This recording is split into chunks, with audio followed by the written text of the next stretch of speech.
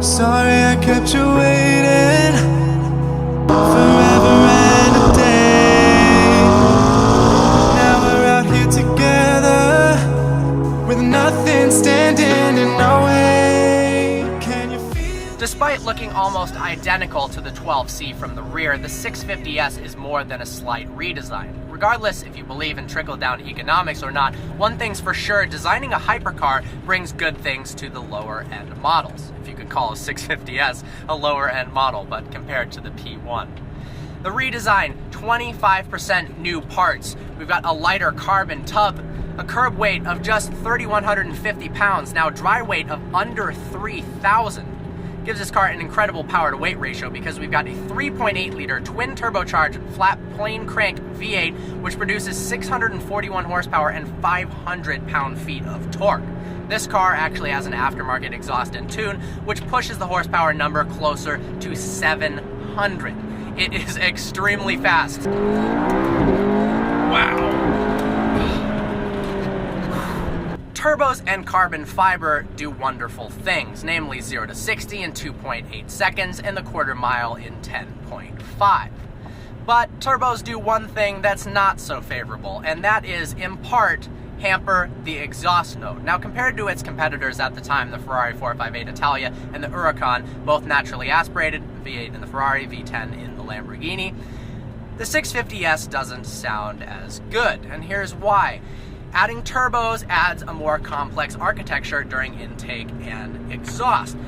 Namely, because of the impellers, you're going to get a more sinusoidal type sound. It's smoother, it's not as rough and aggressive. Some people really prefer that. But also, during the exhaust, you're gonna suck some of the exhaust note out, and usually, turbo cars are a little bit quieter. This has an aftermarket system, it's not quiet whatsoever.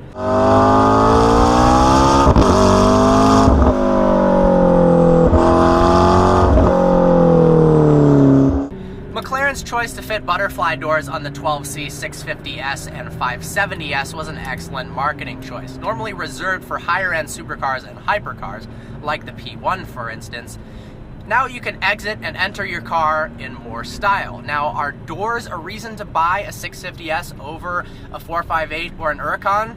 For some people, they really just might be. Compared to its Italian counterparts, the interior is a lot more simplistic. There's beautiful Alcantara and carbon fiber everywhere. It's elegant, but like I said, it's simple. It's not as wild and exotic as Ferrari or Lamborghini. You've got this brilliant center-mounted tachometer, so you can really see your RPMs. It's helpful in manual mode. One gripe I do have, however, is it's very hard to see what gear you're in. The gear indicator is tucked away over to the right, so if you're trying to figure that out, it takes more than a second look. Also, another gripe about the interior, the backup camera graphics are terrible. Backup cameras are really nice on exotic cars because typically rear visibility isn't that great. If you're going to car shows and you want to back up, align the car perfectly, or you're just backing up in and out of your driveway or in parking lots, it's nice to know. The graphics are so poor and the refresh rate on the screen is pretty slow, so it's hard to judge exactly how far away from stuff you really are.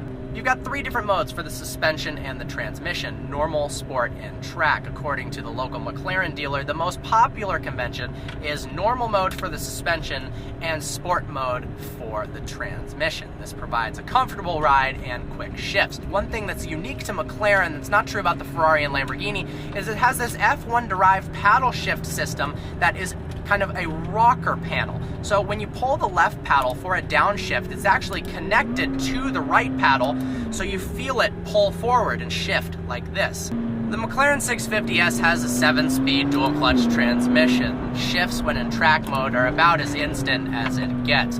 Doesn't hamper the car in any way. Really, the 650S is all about the handling. A carbon fiber tub, it's about being lightweight, having a brilliant power to weight ratio, and the steering is very direct. It's right in the middle. It's not too light, it's not too heavy, and despite being rear-wheel drive, it feels very planted. You've got a lot of mechanical grip on this thing.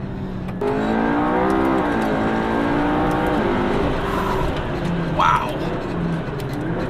There's one thing is for sure, the 650S is extremely fast. Now, McLaren claims this is a car that you could daily drive. In normal mode with the adjustable suspension, it rides over bumps very well. It's nowhere near jarring or anything like that. And then you can put it in sport or track for the racetrack or the back roads, and it performs with minimal body roll and is absolutely incredible through the turns. One thing that I love about supercars of nowadays is there weren't really any compromises to make this a road-going, high-performing vehicle, but then also be comfortable on a daily basis. Now, the bolstering doesn't look that intense visually, but it really cups your back very well and holds you in place. They're the right amount of firm, and after being in this car for a while, still very comfortable. Actually, this car rides more comfortably than some cars that are supposed to be everyday commuters and have no performance aspects in them whatsoever. The 650S is a huge improvement from the 12C, both dynamically and stylistically.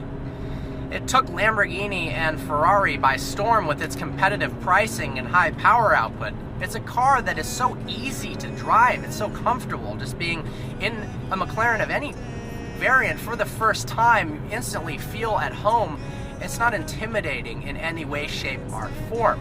It's beautiful. It's got incredible butterfly doors. Hats off to McLaren. This is one hell of a car. Can you feel it between us?